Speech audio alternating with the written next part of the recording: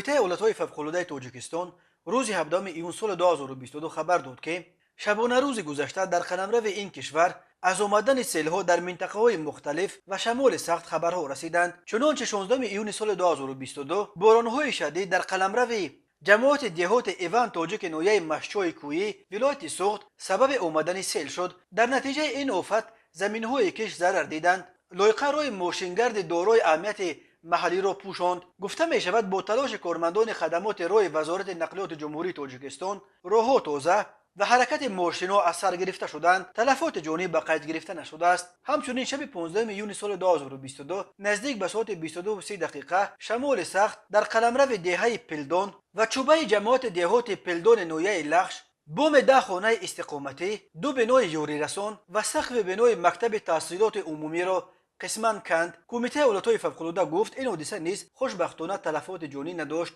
در جای حادثه گروه فوری از حساب کارمندان کمیته و کمیسیون ایالت‌های فوق‌العاده فعالیت دارد. کارها برای برطرف نمودن عاقبت‌های آفت طبیعی دوام دارد و کمیسیون ایالت‌های فوق‌العاده میزان ضرر رسیده را معاین می‌کند.